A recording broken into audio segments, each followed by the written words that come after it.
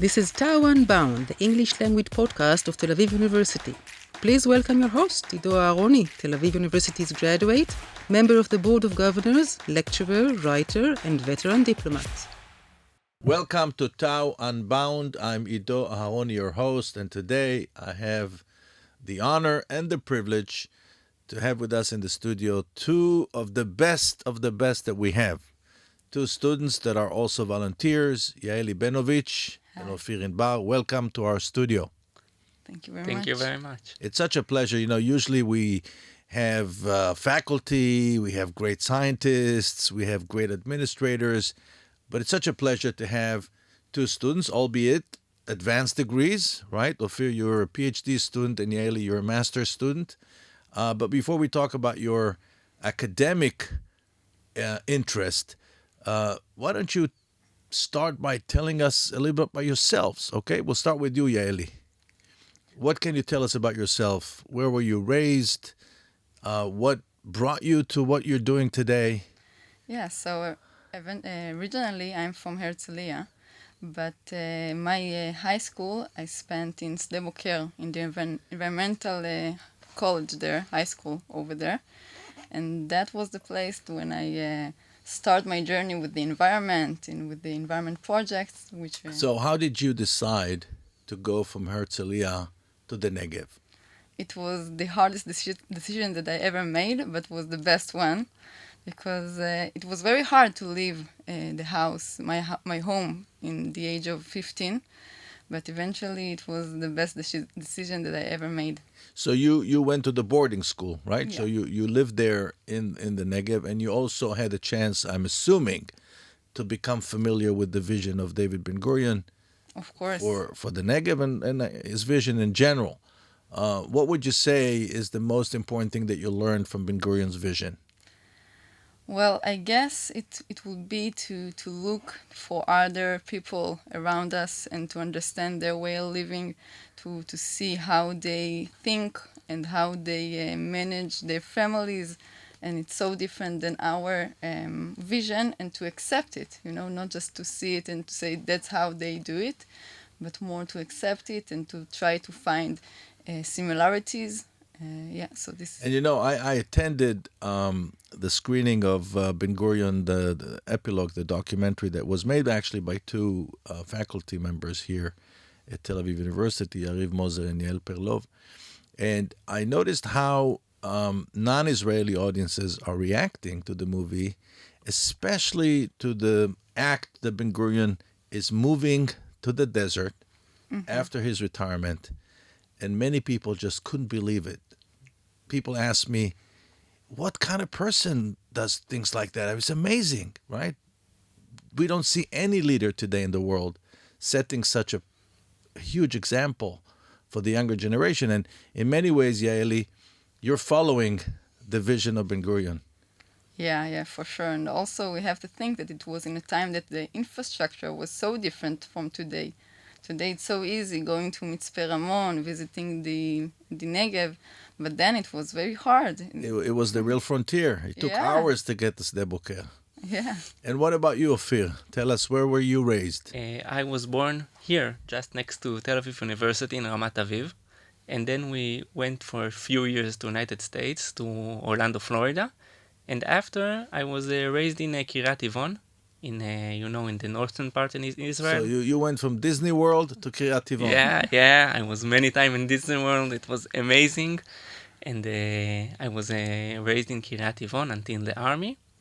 And today I live in Kibbutz Eyal with my wife and my young daughter. So Kibbutz Eyal is rather central, right? It's not far from Kfar Saba. Yeah. By the way, it used to be in a different location many years ago. I'm sure you know the history of the kibbutz. Sure. And so what is the reason that you were drawn to what you're doing today, to helping others? Wow, it's a hard question. I think, from a little age, I really love environment. I love to travel. I love to be with people and to get known with other cultures. And my PhD focused on water and environmental issues. And in those subjects, you have very, very serious problems, both in the developing world and also in the Western world. And I think there is a lot of place for help in these issues. So, what is the question that you're trying to answer in your PhD? My PhD is focusing about how to bring AI, artificial intelligence technologies, into the water sector, both in wastewater areas and also in a drinking water treatment. So those are the main topics of the PhD. It's so fascinating. I spent some time in Canada, and as a diplomat visiting, and also I replaced the consul general in Toronto for a few weeks one time. And what I discovered, people think of Canada as a country that has unlimited amounts of water, but it turns out that even in Canada, they have huge challenges of managing water. So water management, not just water production, not just water purification, but also the very management of the water system is a huge challenge. Let me ask you, Yaeli, what is your subject of your master's thesis? Well, actually, it's about our project in Tanzania. My research, I decided to combine it with the work that we do in Tanzania. And my research is about WASH programs in Tanzania, if our program is helping the students. So what I mean about that is, as you know, WASH is abbreviation of water, sanitation, and hygiene. This is what our project is all about. And we have a lot of researchers today that are in public health, that the health of the people conducting these WASH programs is improved. But this research is taking one step ahead and asking whether those students who went through this WASH program are more have increased hope in their life, increased meaning in life, have more different mindset of problem solving and trying to see different ways to solve their problems in their rural local communities. So when you solve that problem, you discovered that it elevates their life in other spheres. Exactly. So they feel more confident, yeah. They feel more secure, and as a result, they can achieve more. Yeah, that's a very, very interesting concept. It's a very interesting concept. Well, you mentioned the project that you're doing in Tanzania, and I didn't even introduce the project. This is the point in the podcast where I tell our listeners and our viewers that the reason why you're here, on top of the fact that you're just two lovely, brilliant, charming students of Tel Aviv University, is because you are members of a very unique group called Engineers Without Borders, which is part of the Africa team, would you call it? Team Africa? Exactly. Yeah. Team Africa. And it's a group that consists of 20 students, all of them from Tel Aviv University, and that you're dedicated to the resolution of a crisis in the area of water in northern Tanzania. And I'd like to mention that it just so happened that I'm in touch with the embassy of Tanzania in Ramat Gan and with Ambassador Alex Kalua, who's a great guy. In fact, I'll be having a meeting with him tomorrow. And he's a wonderful human being. And I know that the government there is really invested in promoting the well-being of its own people. So tell me, how did you first hear about the problem? Ofir, we'll start with you. Okay, so Africa Group of Engineers Without Borders is working for 10 or more years here in the university. So when you're a student here, you hear about it, students that are going to this project, and both me and Yaeli decided to join the project 2 years ago or so. And when you are introduced to the project, you suddenly hear and getting known about the huge problem of water in Tanzania. It's right that the government, and we also have a great relationship with Alex and the embassy team, both in Israel and also the Israeli embassy there in Kenya that is in charge of Tanzania. They are investing a lot of money and a lot of effort, and it's great to see it. When you're there, you see the work that they are doing, but there is a huge gap, and this is the gap that we are trying to fill out in our project in Tanzania. Now, Yaeli, can you share with us your first visit to the place, to Tanzania? Wow, yeah. So actually, it was my second time in Tanzania. I was a traveler before that. But in my second time working together with Engineers Without Borders, I came to this rural area. It's a very arid climate area, so you don't see much greenery or stuff like that. It's like desert area. And you know, in Tanzania, we are as tourists, we see a lot of places and the beautiful ones, and it was so different. It was so close to the safari area, but it was so different. The rural population living so differently, and we have there a problem of poverty. So you say there's a big gap between the tourist attractions that are hugely popular, even among Israelis. I know that many Israelis travel for safari and mountain climbing and all those things.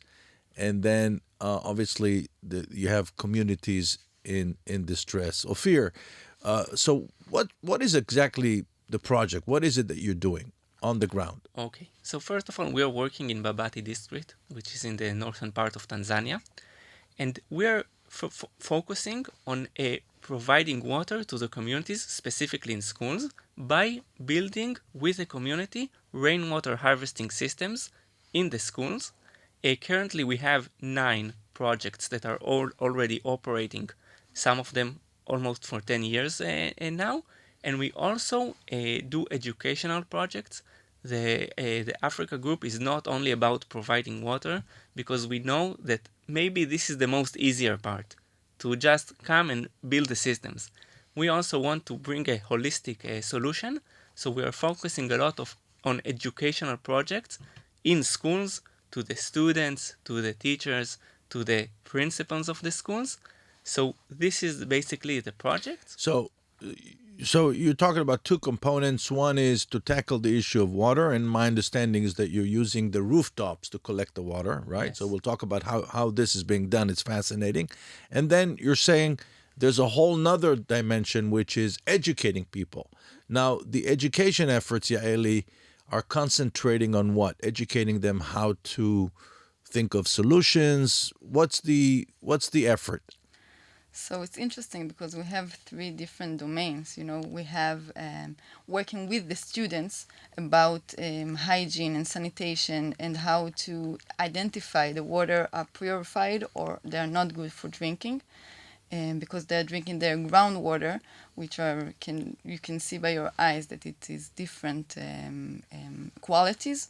We have also a program with the teachers and the head teachers, as Ofir mentioned, that is the idea, the goal is to deliver the knowledge, because we are not there all year long, to deliver the knowledge to teachers and to head teachers, so they will deliver the knowledge throughout the year.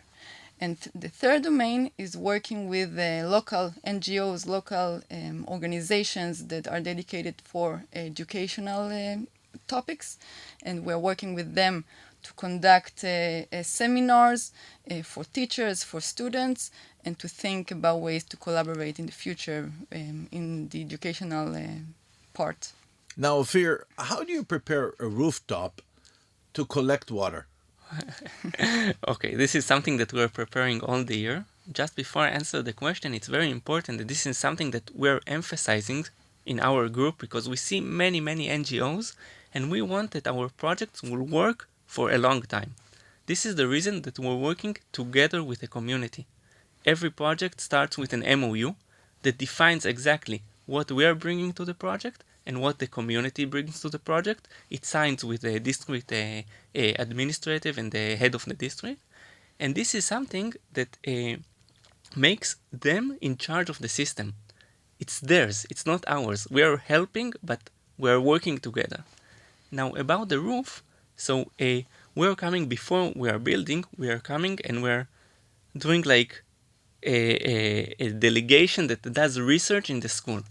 What is the size of the roof? How many students are in the school? Because we need to calculate how many tanks of water do we need to bring with us. We are talking with the school, where can we put the system? Because sometimes you don't want to put it just in the middle of the school, because all the kids will come and break them. So actually, the system is very simple, and this is something that this is our North Star, to build very simple systems that are first cost effective, they're not expensive. Secondly, they can come and they can duplicate the systems also to their houses. Now they don't need to build a special one. If they just build gutters and some small tanks, it's also okay.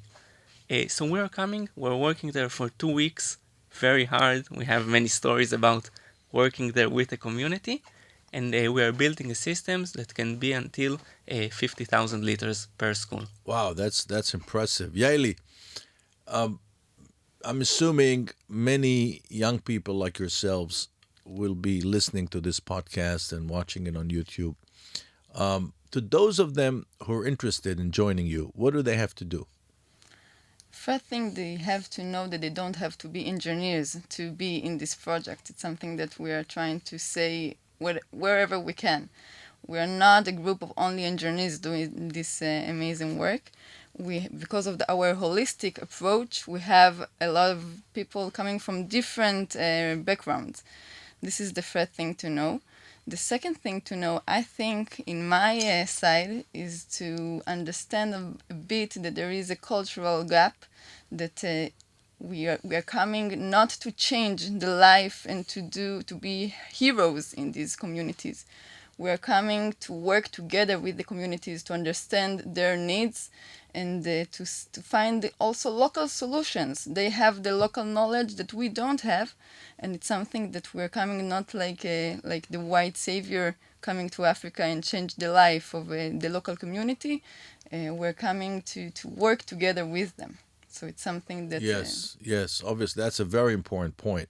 So you're there as a partner, not as someone who's exactly. imposing a solution on an unwilling population. What have you personally? Tell me about the fulfillment personally that you have experienced through your involvement in this project.